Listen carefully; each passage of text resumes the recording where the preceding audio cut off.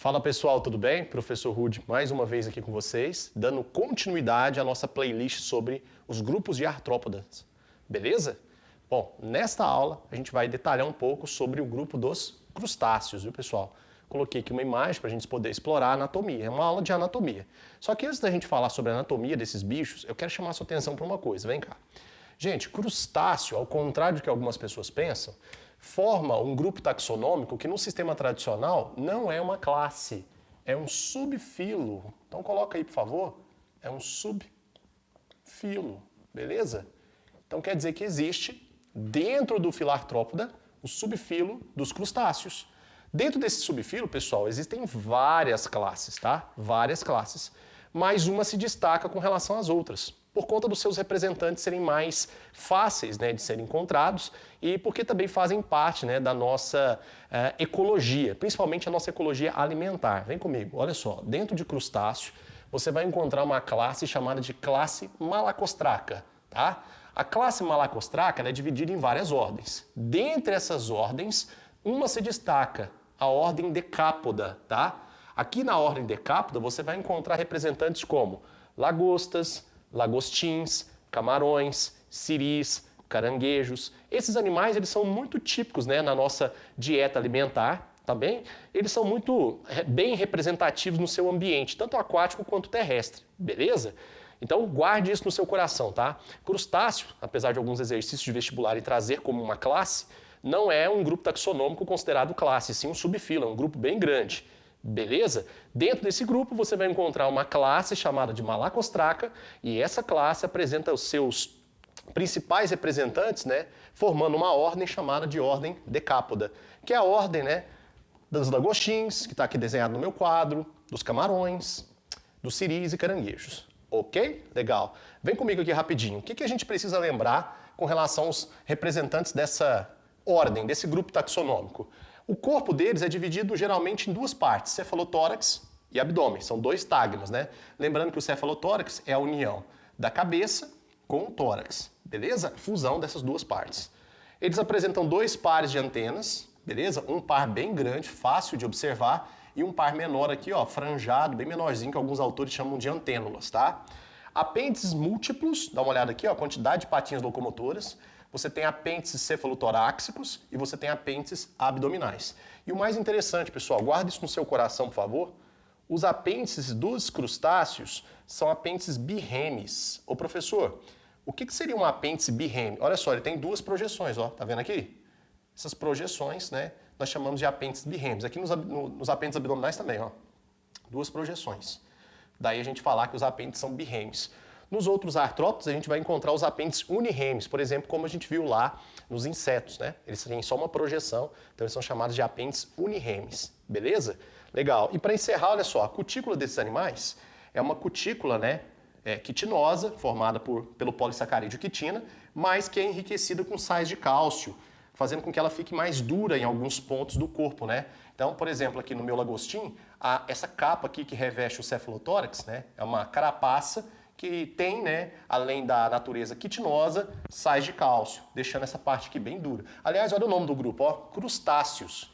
Crusta vem de duro, beleza? Quer dizer, então, que a cutícula desses animais é uma cutícula mais dura. Fechou? Agora, o que o Titi vai fazer? O Titi vai apagar aqui o quadro para a gente explorar a anatomia do animal.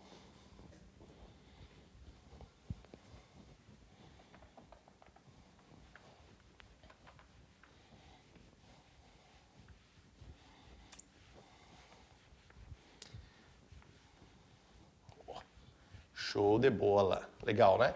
Bom, usando aqui o lagostim como representante dos decápodos, né, dos crustáceos de uma forma geral, a gente vê que o corpo é dividido em duas partes, dois tagmas bem desenvolvidos. Esse primeiro tagma aqui você já sabe que é o cefalotórax. Beleza? E esse tagma aqui, ó, é o abdômen.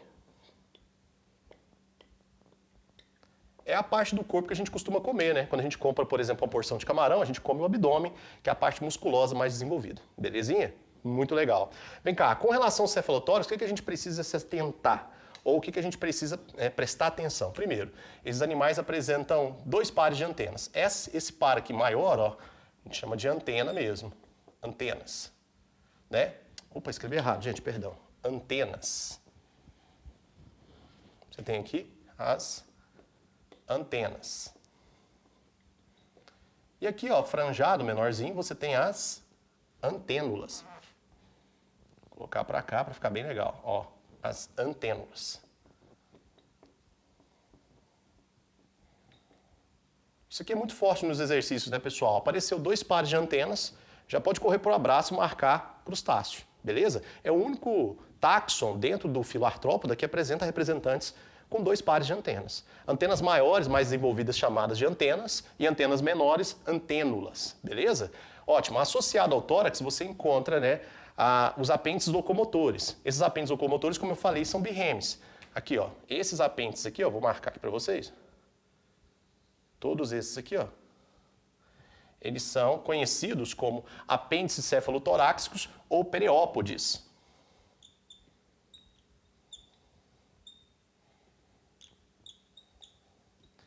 E agora vocês vão entender o nome do táxon. Por que eles são chamados de decápodas? Conta comigo aqui, ó. Pereópode 1, 2, 3, 4 e o periópode aqui, ó, 5. São 5 pares de apêndices locomotores cefalotoráxicos chamados de pereópodes, tá?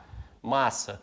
Os ciris e os caranguejos apresentam eles bem desenvolvidos, né? Aliás, existe uma espécie de caranguejo gigante, que é o maior artrópodo que existe, que os periópodes podem alcançar uma metragem impressionante, pode alcançar até 4 metros de comprimento. O bicho é gigante, tá? É um caranguejo de profundidade. Aliás, esses animais eles podem ser tanto aquáticos, de água doce ou salgada, quanto terrestres, tá? E eles usam esses apêndices aqui para explorar o ambiente, coletar alimento, caminhar, ok? Show de bola. Agora, com relação ao abdômen. Ah, uma coisa interessante, faltou eu falar. Olhos, esses animais apresentam olhos pedunculados, tá? Olhos pedunculados. Vamos colocar aqui, ó. Olhos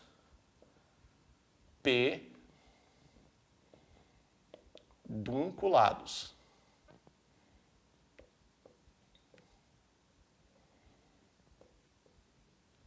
Professor, o que são olhos pedunculados? São olhos que ficam livres, né, numa estrutura chamada de pedúnculo. Então o animal consegue movimentar os olhos em várias direções.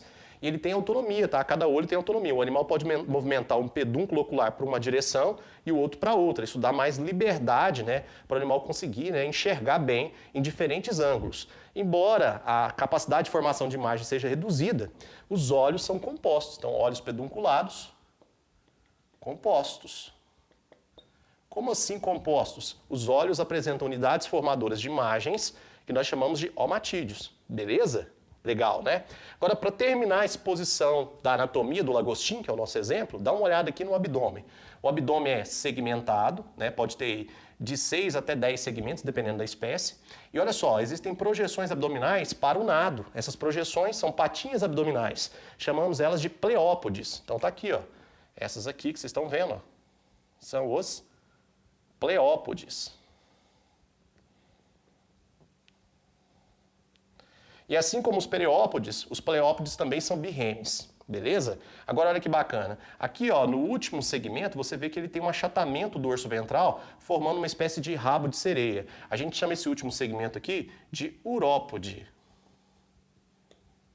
Beleza? É um urópode, serve para o animal poder nadar, né? Auxilia o animal na natação, como se fosse uma cauda de sereia. Legal, né? E temos essa projeção aqui, vou até destacar para você de vermelho, essa projeção pontiaguda aqui, ó, parece até um ferrão. A gente chama essa projeção pontiaguda de telson. Vamos colocar aqui, ó, é um telson. Você pode falar telson ou telson, tá? Tanto faz, aparecem esses dois nomes. É uma projeção que auxilia no animal e na sua proteção. Beleza? Então tá aqui, ó, né, a exposição anatômica aí que você precisa lembrar para responder os exercícios de biologia ou entender, né, os textos que vão falar sobre crustáceos. Beleza? Eu vou ficando por aqui, daqui a pouco eu volto com mais informações. Tchau!